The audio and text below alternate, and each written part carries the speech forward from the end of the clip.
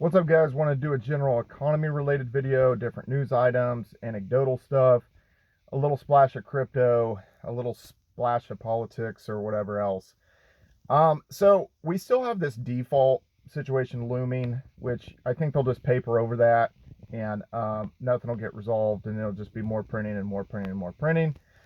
Um, Other than that, we still have the border crisis as well. I don't know if these people are going to be able to work in the United States or not. But in regards to borders and stuff like that, I did see something that was very interesting from a Canadian, and I've seen things kind of regarding this as well. People from Saskatchewan and Alberta, there's a big movement that they would rather kind of like join the United States, and for those provinces to join into the United States, and then because they're more like Montana and Idaho and North Dakota, South Dakota, kind of like that kind of thing. A lot of agriculture, a lot of oil, different things like that, and they don't really identify with kind of the ruling parties for Canada overall. So I think that that would be an interesting play. And what he was proposing is that, let's say, like the Republican Party, that they would, basically kind of try to recruit those provinces into the United States, and then that would be extra voters for the Republican Party and stuff like that. Now, it's been obviously a long time since there's been a state added. Hawaii, I believe, was the last state, and I think that maybe happened in 1952, if I'm correct, but I did not check that. That's just kind of from memory from fifth grade or something. So, um, yeah, so I don't know. But I think that is an interesting premise that these different borders and stuff aren't particularly set. Which brings up the whole Montenegro thing and the European thing, and it's in researching Montenegro, it's like it became a country back in about '05 or '06. It's one of the newer countries, and it borders Croatia and borders Serbia, and it used to be part of Serbia and stuff, and they peacefully like sort of separated. So I think that that's interesting. There doesn't necessarily have to be a war if we take on Alberta and Saskatchewan.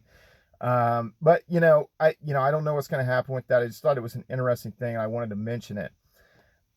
As far as things that I've seen kind of anecdotally, in the Midwest, a lot of companies are fighting for bodies around this $18 to $22 price point, as a gauge. And then I've heard in bigger cities, it's like almost like they're fighting for bodies for people around $30 or $35 for kind of like replaceable jobs, which just seems so extreme. And it just kind of, it really kind of signifies some of the inflation and everything, that people need a certain amount of money to, actually be able to survive out there these days, just with gas prices, food prices, housing prices, and all that. Another thing, as far as the big cities are concerned, a lot of these big cities, it's way cheaper to rent than it is to buy with interest rates. And typically it's a little bit more similar or even cheaper to buy than it is to rent in normal times. So, as we know, a lot of the stuff is way out of whack, and with mortgage interest rates around 7%. Um, and that's if everything goes well and you qualify for that 7%, you very well could be paying 7.5 or 8%. It just is not a good time to buy in most parts of the country. Now, there are areas that are insulated from this, and that might be your Tulsa, Oklahoma's, your Lafayette, Indiana's, your Fort Wayne, Indiana's, and various other kind of markets that are maybe kind of these mid-sized markets. Rules for Rebels had mentioned that with Lafayette, Indiana, and I saw that there was low inventory around Fort Wayne and kind of surrounding areas because of the Burmese community. There's probably 100,000 Burmese refugees, and some of them have been here for a long time, so they've been able to gain citizenship. And this kind of goes back to the border thing. I think that, with the population collapse, the birth rates being so low, to upkeep these social programs that are essentially set up as Ponzi schemes, they really have to get a new influx of people. So their whole plan, I think, to get votes and to sort of uphold Social Security or to keep the Ponzi going, and other things, is to let more people into the country. And but that's not the right means to go about it, as far as letting all these people go in through the border, because I don't know if they're going to qualify to work. Now, as employers, maybe they just let them work, and then I don't know if the states are really going to kind of crack down on that, or if that was more of a federal level when uh, places used to get raided, whether it be kind of manufacturing facilities that get raided, and there would be maybe like a bunch of illegal Mexicans or something working there. I really don't know what's going to happen with that. Let me know if your company or a place that you work or something has been raided anytime in the last 5 or 10 years for any kind of like illegal employee activity kind of thing, where people didn't have H-1Bs, or they didn't have like work visas or migrant worker visas or something. Now, that being said, one of the big things, and I mean, this is kind of shifting gears and stuff, just anecdotally, with kind of a lot of these openings and stuff of them fighting for bodies, $18 to $22 price point and stuff. And this is one of the things that I think Micro and a lot of these people that kind of pop up on these news stations, where it's like, they always say like, well, people don't want to work. People don't want to work. There's all these, working age males that aren't working, and they kind of can't figure it out. And nobody has really kind of put their finger on it. And I've continued to say it's basically because these guys are invisible. They're not kind of the general thing that would have happened, let's say 40, 50, 60 years ago, 80 years ago. You'd have to meet these kind of minimum requirements, and you'd probably like, attract females and have some sort of traction in the dating market. Well, now these days, whether it be high schoolers, whether it be guys in college, whether it be guys who are in their 20s, they're not getting any play. And the statistics say that, like, it's basically like men who are 30 years old. There's a very, very, very high percentage of guys that are 18 to 30 that have had no sexual contact with a woman for like over a year, kind of thing. So the numbers are abysmal, and that's who's reporting it. They might be kind of lying, like, oh yeah, I had success, blah blah blah blah. And a lot of these guys are just kind of making up stuff. I can tell you this anecdotally, because you guys have followed me and stuff like that. I played baseball all over the United States. I went coast to coast in 2022. I've been to Thailand, so I've seen the different people traveling from Europe, Russia, Brazil, all these different places. I have friends that have went to Colombia, friends that are over playing baseball in Europe and all that kind of stuff. And I can tell you this, the mass majority of guys, and guys like in their 20s who are athletic, got a good look, all this and that, a lot of guys are getting no play, or the girls that they're talking to are severe date downs. It'd be like she's got 3 kids by 2 different baby mamas, like chicks that they shouldn't be talking to, kind of thing.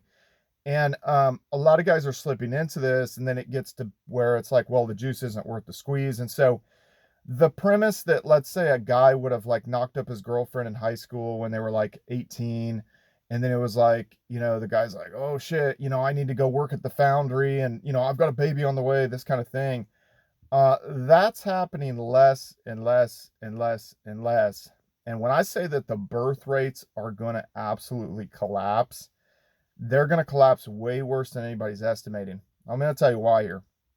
So first and foremost, a lot of people are very, very skeptical of what that vaccine, quote unquote, vaccine was, this whole genetic experiment.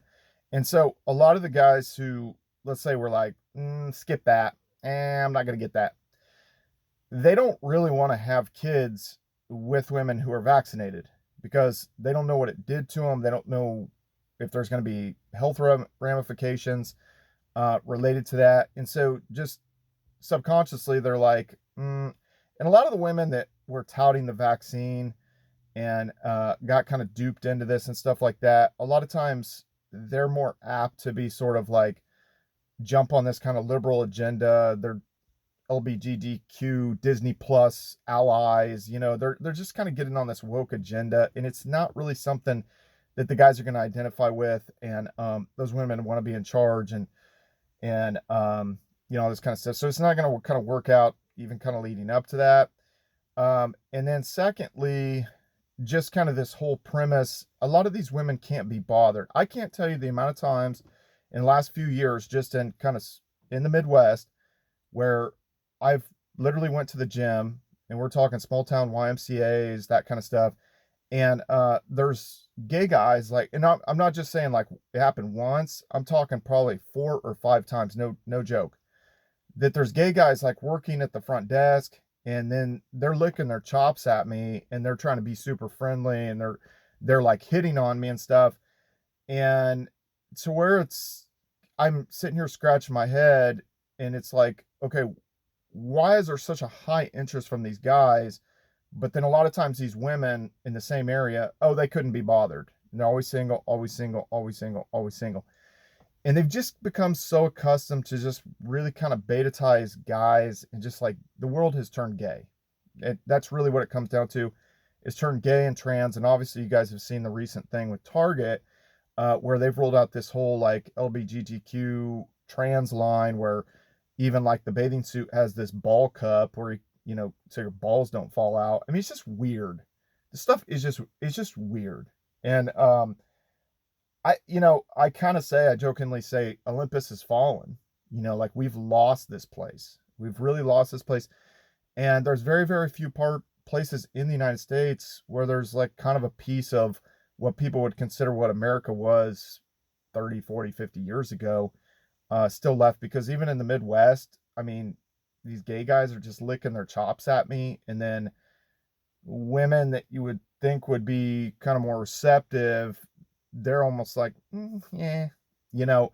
So it's just, and don't get me wrong, guys. I mean, I've had a lot of success. I've, people that know me personally and stuff like that. I'm not like a slouch or something out there. I have a certain level of game and everything. But that being said, a lot of these women, you can't really invest long term in them, unfortunately, for various different reasons. And that's kind of where we're at this point. A lot of obesity, and we're always trying to like focus, improve our look, improve our fitness, improve this and that about us, get our money up, all this kind of stuff. But really, what do you have to become these days to just get what was basic to you kind of 40 or 50 years ago? So that's one of the reasons why these guys don't want to go risk their lives. There was actually a guy who died in a Amazon warehouse incident up in Fort Wayne, Indiana, a couple weeks ago. And, it can be dangerous. People are driving equipment around, and equipment can get out of hand, and people are trying to go real fast to meet the standards or whatever. And, an accident can happen. It's just sad, because you just think about that. Guys go out there, risk their lives.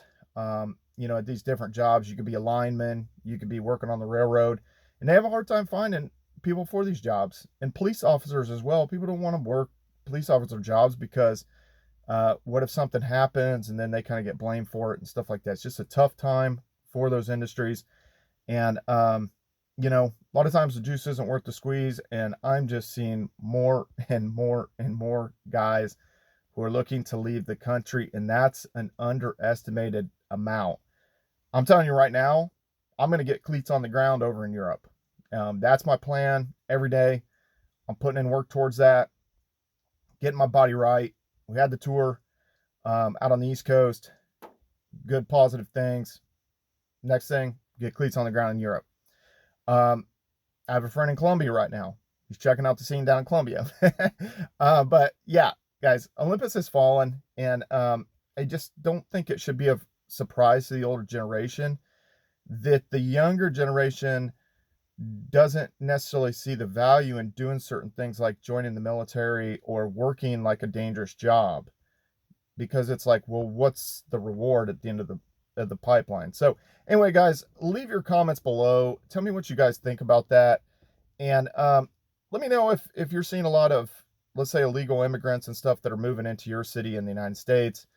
And just, tell me what's going on. Leave a comment. Follow me on all social media at Brian Phobos, YouTube, Instagram, Steemit, Twitter, Hive, etc.